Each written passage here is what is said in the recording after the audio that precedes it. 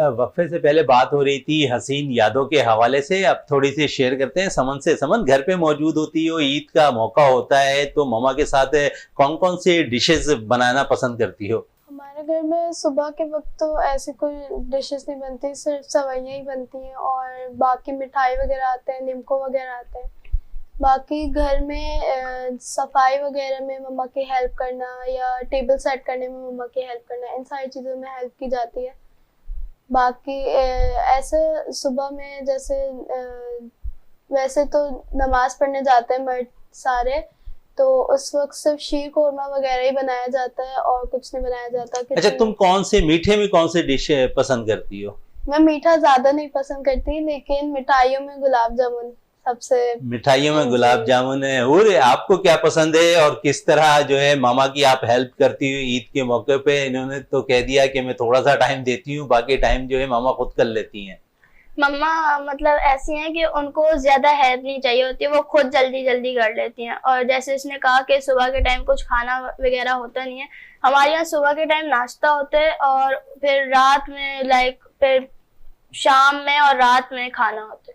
तो वैसे तो मुझे कोई मीठा वगैरह नहीं पसंद। नमकीनी में बता दें, आप बिरयानी पसंद करती हैं? बिरयानी जी बहुत पसंद है। और बाकी मम्मा की सफाई वगैरह में, टेबल लगाने में, प्लेट्स वगैरह निकालने में, ये सारा कुछ। तो घूमने फिरने कब निकलती हैं आप? हम लोग ईद का फर्स्ट डे तो हमारा बहुत ज्यादा बिजी होता है, बिकॉज सुबह में हमारे यहाँ मेहमान आते हैं, उसके बाद रात में भी मेहमान आते हैं, तो पूरी रात जागते हैं हम। तो फिर बस वो जो सुबह का टाइम चांद रात को जागती हैं और पहले दिन जो है सो के ज्यादा कोशिश करती हैं कि गुजार दिया जाए दिन। तो जब सारी ईदी मिल जाती है तो हम सो जाते हैं। अच्छा, मम्मा पापा से सबसे पहले ईदी की डिमांड करती हैं आप? पहले सबसे ले लेते हैं, फिर लास्ट में मम्मा पापा से लेते हैं। क्यों, ऐसा क्यों करती है? पहले क्यों नहीं लेती है मम्मा पापा से? उनकी ईदी की ज्यादा खुशी होती है ना बाकी सबसे, तो उनकी ईदी लास्ट में लेते हैं। तो समन, आप किस तरह ईदी लेती है मामा पापा से और उसके बाद दीगर खानदान वालों से?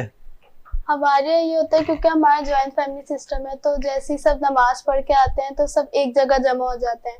तो जब सब एक जगह जमा हो जाते हैं तो सबसे पहले ईदी लेके और फिर जब हम अपने अपने रूम्स में चले जाते हैं, पोर्शंस में चले जाते हैं, तो फिर अम्मी अब्बू से ईदी लेते हैं। अम्मी अब्बू से ईदी लेना इतना मुश्किल नहीं होता, बस थोड़े से मुश्किलात का सामना करना पड़ता है। हाँ, तो इस वजह से। अच्छा, सबसे ज्यादा ईदी लेने में किन से मसला होता है? चाचू वगैरह से ज्यादा मसला होता है आपको? तायब मतलब एक दो तायब कुछ ऐसे हैं जैसे मतलब थोड़ी मस्ती वस्ती करके फिर ईदी देते हैं, तो इतना कोई प्रॉब्लम नहीं होता। ईदी तो सब दे देते हैं, बस थोड़ा सा टाइम जो है चलता रहता, मस्ती मजाक करना पड़ता है। अच्छा, ये बताओ कि ईदी की तो बात हो गई, लेकिन शॉपिंग के हवाले से कितना वक्त लगाती हो शॉपिंग में? शॉपिंग में इतना, क्योंकि मम्मा साथ होती हैं तो इतना वक्त तो नहीं लगता, लेकिन चीजें सेलेक्ट करने में या उनको पसंद करने में थोड़ा सा टाइम लगता है। बाकी तो मम्मा अगर साथ हो तो शॉपिंग बहुत इजीली हो जाती है। मम्मा साथ हो? आप बताओ और आपको कितने मुश्किलात का सामना करना पड़ता है? क्योंकि इन्होंने तो कह दिया अगर मामा अगर साथ होती तो जल्दी निपट जाती है शॉपिंग। आप कितना वक्त? मेरी शॉपिंग जल्दी हो जाती है क्योंकि मेरी शॉपिंग मम्मा खुद कर लेती है, मैं कुछ डिसाइड नहीं करती। तो मम्मा मेरे लिए ले आती हैं, पसंद आ गया, नहीं आया तो नहीं आया। और मेरी शॉपिंग बाकी सारी मम्मा कर लेती हैं। और ये है कि इसकी शॉपिंग ये खुद भी करती है, मम्मा भी करती है, तो इसकी शॉपिंग में ज्यादा टाइम लगता है मेरे उससे। तो बस मम्मा ले आती हैं और मम्मा की चॉइस मुझे अच्छी लगती है, तो बस मैं वो। मम्मा की चॉइस अच्छी लगती है। समन, जिस तरह चॉइस की बात हो रही है तो फिर मेकअप भी एक आप हुनर है खवातीन का, तो क्या समझती हो कि मेकअप पे भी टाइम जाया करती हो आप? मेकअप पे टाइम मतलब मैं ऐसे कोई मेकअप नहीं करती, मुझे मेकअप का शौक बहुत है लेकिन मैं करती नहीं हूँ इतना ज्यादा, बस कुछ थोड़ा सा बस लगा लिया वो काफी है। लेकिन जब मैं तैयार होने जाती हूँ तो मम्मा की बड़ी ये शिकायत है मुझसे कि तुम टाइम बहुत लगाती हो। वो टाइम लगता है कपड़े सही करने में, फिर मैं स्कार्फ पहनती हूँ तो स्कार्फ सेट करने में, सारी चीजों में टाइम लगता है। टाइम लगता है। रियाज साहब, जिस तरह यादों की बातें हो रही हैं, मेकअप की बात हुई, डिशेस की बात हुई, तो आप भी जर्नलिज्म के हवाले से हम आपसे भी बात कर रहे थे, उसके साथ साथ आपकी यादों के हवाले से भी बात कर रहे थे माजी की। तो जिस तरह इन्होंने कहा कि मेकअप पे टाइम लगता है, अब देखते हैं कि मर्द हजरात भी बहुत ज़्यादा मेकअप को तरजीह देते हैं। तो इस स्टेज पे आकर आप भी काफ़ी मेकअप करते हैं, हमारे पास जराए से ये रिपोर्ट आई है। अच्छा। तो रियाज साहब क्या कहेंगे इस हवाले से आप? नहीं, आपके जराए जो है देखना पड़ेगा कि वो सही है या क्या है। बाकी ये कि देखें, अब तो पहले तो बड़ा सादा दौर था और इस तरफ ऐसी कोई तवज्जो नहीं। अब तो बाकायदा जब आप देखेंगे मर्दों की पार्लर हैं और बाकायदा 2-2, 3-3 घंटे लोग जो है लगाते हैं।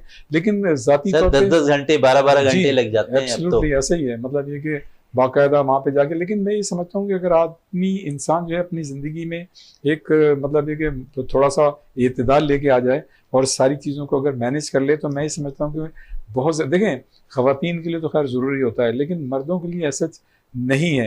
अगर आप अपनी ज़िंदगी में थोड़ा सा डिसिप्लिन ले आएँ तो वो सारी चीज़ें हो सकती हैं। आप सुबह उठें, नमाज़ पढ़ें, हल्की फुल्की वर्जिश करें, आप अपना खाना पीना जो है उसको देखें कि किस तरह से खाना है, पूरा मतलब स्केड्यूल जो है वो आप अपना सिलेक्ट करें। तो मैं ये समझता हूँ कि ऐसे कोई ज़रूरत नहीं पड़ती, लेकिन हर दौर के अपने तकाज़े होते हैं। तो आज के दौर का तकाज़ा ये है कि आपने देखा कि हमारे जो जेंट्स हैं, जो मर्द हज़रात हैं, लड़के हैं, वो आप देखें काफ़ी टाइम वो पार्लर में गुजारते हैं और वहाँ से जो है वो ज़ाहिर है निकलते हैं। तो ज़माना है, उसके साथ साथ चलना पड़ता है। लेकिन जहाँ तक आपने जर्नलिज्म की बात की, यादों की बात की, तो मैं ये कहूँगा, जैसे मैंने पहले बताया आपको कि मैंने अपना कैरियर जो है शारजा में जब क्रिकेट हो रही थी और पाकिस्तान फतवात हासिल कर रहा था तब से किया। फिर दुनिया भर में मतलब कवरेज के लिए जाना पड़ा और फिर चूँकि लकीली मेरा ताल्लुक एक मुल्क के बड़े मीडिया ग्रुप से था, तो वहाँ पे जितने भी मतलब डेली पेपर्स, हफ्त रोज़ा, उसमें मतलब मैं आर्टिकल वगैरह लिखा करता था। तो मैंने जब स्टार्ट किया था कमोबेश 87 से लिखना, जो पहला वर्ल्ड कप पाकिस्तान में हुआ था क्रिकेट का, जब से मैंने स्टार्ट किया था तो अब तक मैंने कोई 1500 के करीब आर्टिकल अल्हम्दुलिल्लाह लिख चुका हूँ और 100 से ज़ायद मैंने इंटरनेशनल जो प्लेयर्स हैं साबिक या मौजूदा, उनके मैंने इंटरव्यूज़ किए हैं। और उसमें आप किसी का भी नाम ले लें पाकिस्तानी, चाहे वो जहांगीर खान हो, जानशेर खान हो, साबिक वज़ीर आज़म इमरान खान हों, मतलब ये कि बॉक्सर आमिर खान जो इस वक्त इंग्लैंड में है, जितने भी मतलब आप ज़हीर अब्बास, जावेद मियादाद, बोर्ड के जितने भी सरबराहान हैं या हॉकी के जितने भी ओलंपियन हैं। और मुझे अच्छी तरह याद है कि जब मैं शारजा में था, कवरेज कर रहा था, तो वहाँ ऑस्ट्रेलेशिया कप होता था, तो उसमें ऑस्ट्रेलिया की टीम आती थी। तो उस वक्त मैं नया था, जर्नलिज्म मैंने शुरू की थी, तो मुझे ये एजाज़ हासिल है कि एलन बॉर्डर जब वो शारजा आए थे तो मैंने उसमें मतलब ये कि जो प्रेस कॉन्फ्रेंस थी, या हम 3 लोग थे उस वक्त, मैं ये बताने में बड़ी खुशी महसूस करूंगा कि समीउल हसन बरनी जो इस वक्त पाकिस्तान क्रिकेट बोर्ड के मीडिया डायरेक्टर हैं वो थे, आफाक अहमद जो डेली न्यूज़ के एडिटर होते थे वो थे, फिर उसके साथ साथ एहसान कुरैशी साहब हुआ करते थे।